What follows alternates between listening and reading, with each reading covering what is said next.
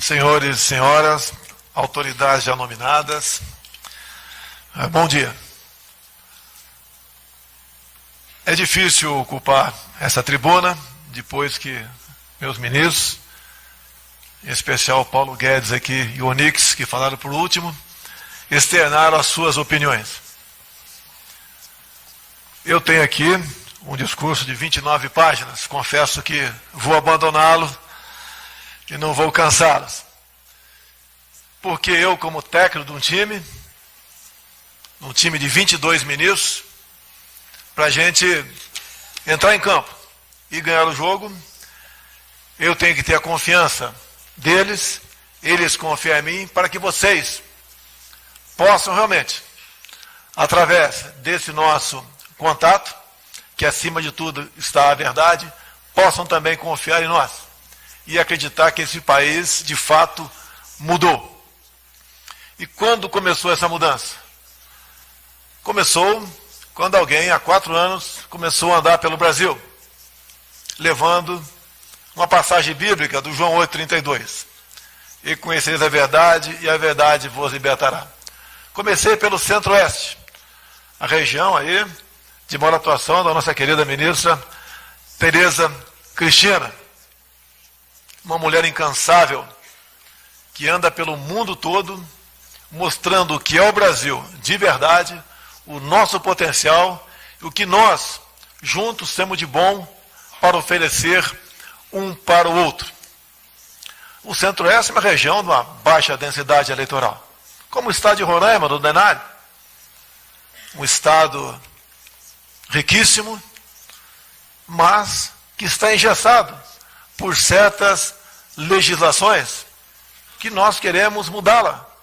Não é apenas para o bem do governador de Roraima, para o bem do seu povo.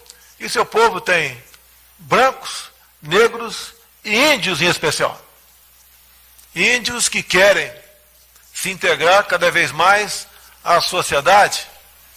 Índios que também falam a verdade, que são, por vezes, latifundiários pobres em cima de terras ricas.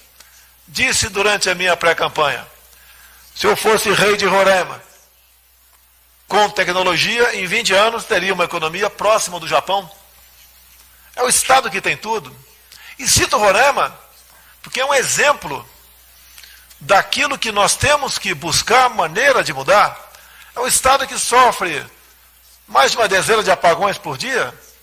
É o estado que é dependente agora, praticamente, de termoelétricas, já que a linha de transmissão de energia que vinha de Gura, na Venezuela, praticamente sem manutenção, deixou de trazer energia para o estado.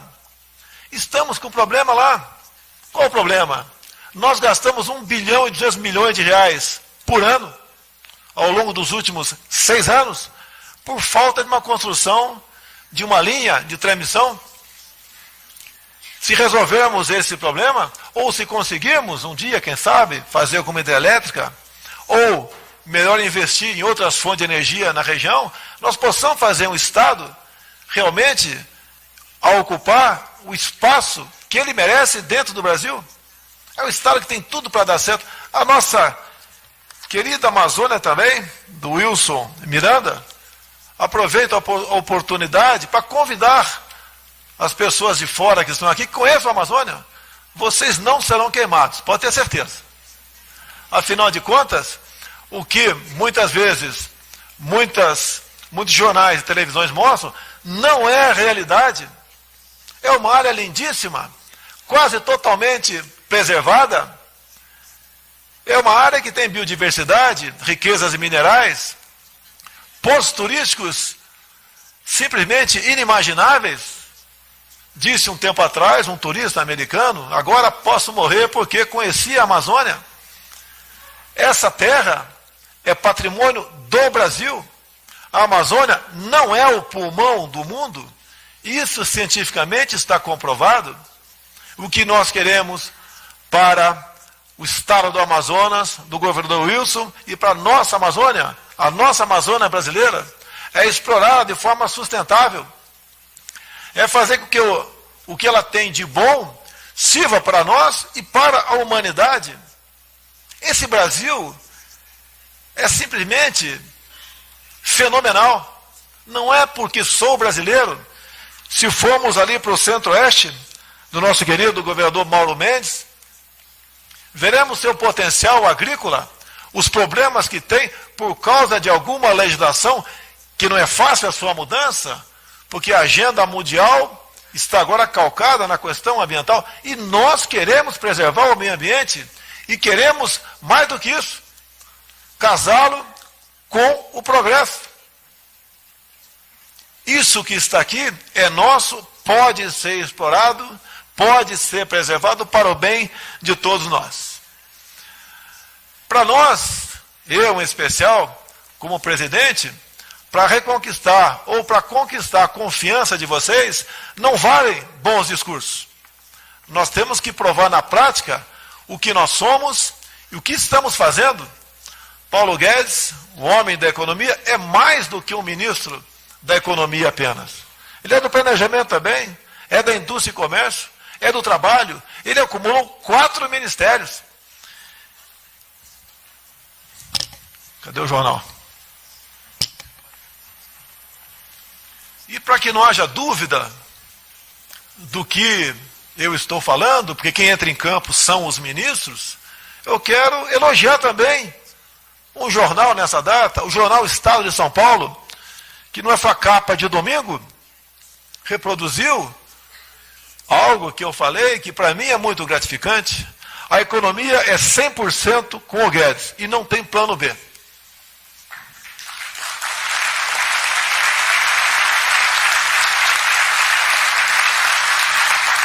As críticas que sofri no passado, como estatizante, em parte, com razão. A minha formação, a nossa formação militar, prezado brigadeiro Bermudes, não leva para essa linha, mas ao conhecer o economista Paulo Guedes, eu confesso a todos vocês, rapidamente ele me convenceu, e como o nosso lema sempre foi a verdade acima de tudo, eu disse-lhe, se eu chegar, o senhor será convidado para integrar a equipe da economia, e a política é sua. Não indiquei ninguém para o Paulo Guedes, não tem indicação política de ninguém. Eu vejo aqui o Roberto Campos. Nós temos um projeto para dar autonomia ao Banco Central. Acredito, Roberto Campos, depois de aprovado esse projeto, você não vai sentir muita diferença, porque você já tem uma autonomia integral no Banco Central. Isso é confiança. Eu vejo aqui um general de exército, Fernando Azevedo, ministro da Defesa. O último problema que tivemos, derramamento criminoso, com toda certeza, quase certeza ser criminoso, na região costeira do Nordeste. Eu não precisei ligar para ele para que tomasse as providências. Ele veio ao Ministério e mostrou para nós, ou melhor, veio à presidência e nos mostrou o que já estava fazendo.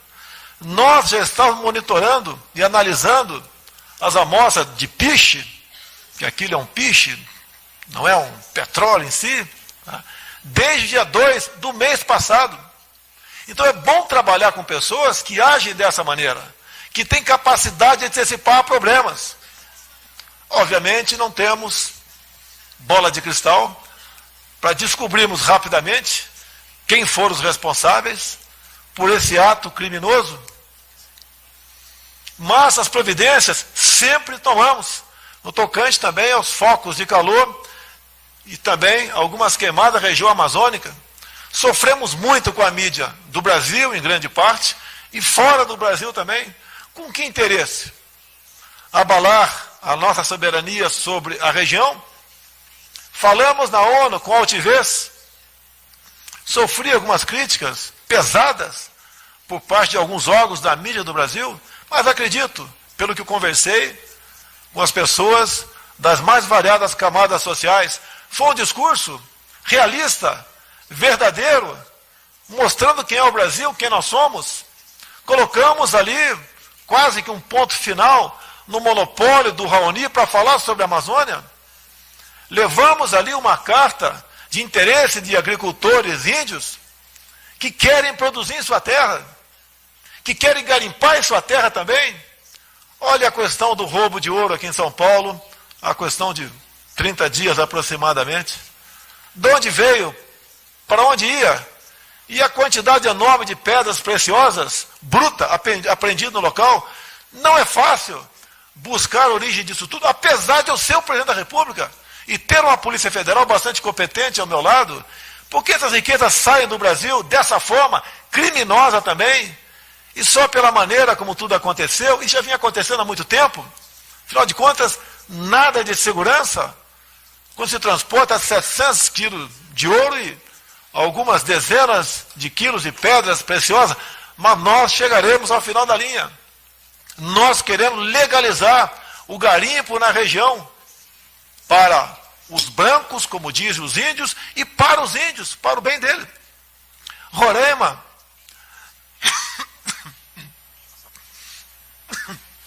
por ocasião da demarcação da reserva Raposa Serra do Sol, os risicultores queriam apenas 1% daquela área para continuar produzindo arroz, governador Denário.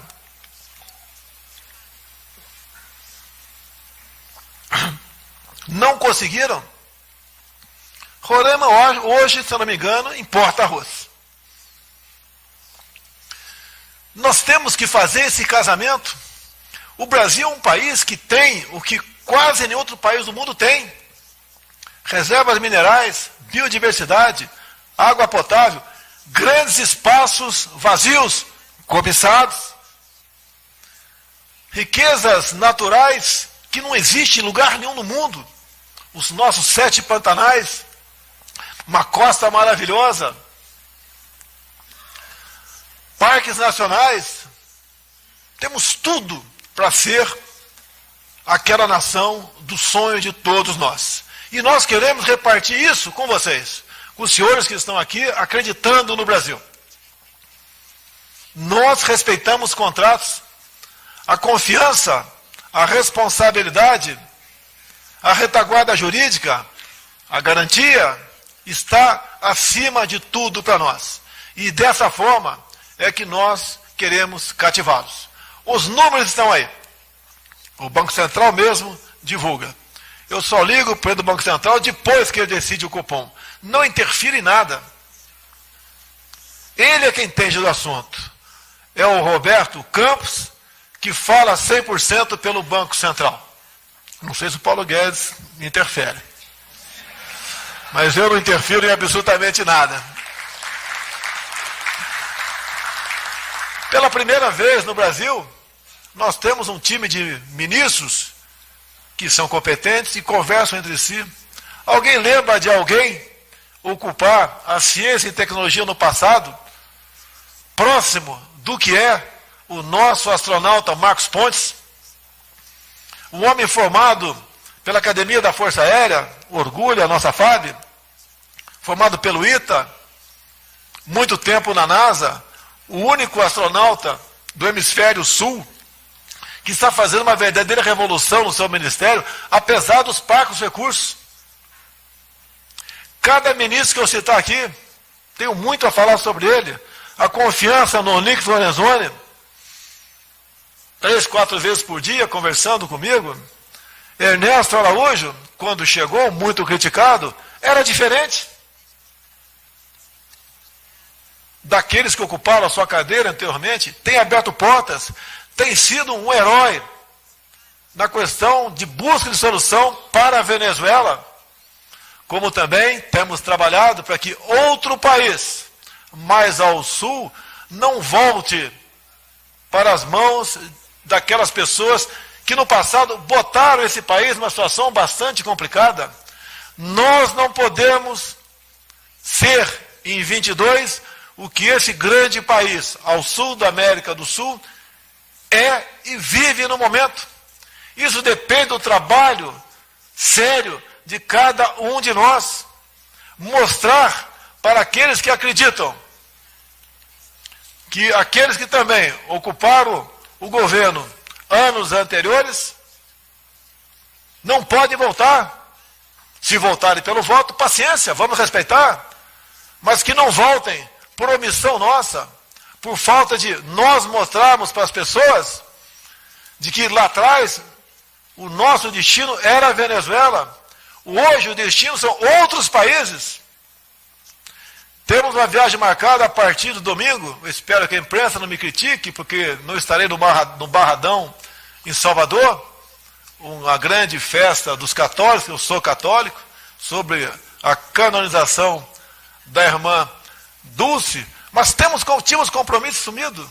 Primeiro na entronização do rei no Japão, depois passaremos pela Arábia Saudita, Catar, Emirados Árabes, e a nossa China, o nosso maior parceiro comercial. Como eu fui criticado no passado na questão da China. As eleições acabaram. No momento, quem está no comando desse grande barco chamado Brasil é o almirante Jair Bolsonaro. E nós, todos, dentro desse barco, devemos trabalhar para o bem do nosso Brasil. Estou aqui porque acredito em vocês. Vocês estão aqui porque acreditam no Brasil. Meu muito obrigado a todos vocês, obrigado pela confiança e pela maneira como se dirigem ao nosso governo, pelo respeito que temos pelos senhores, que os nossos ministros também têm pelos senhores, porque nós queremos um Brasil melhor para todos. E o mundo estará muito melhor se o Brasil também melhorar. Muito obrigado a todos os senhores.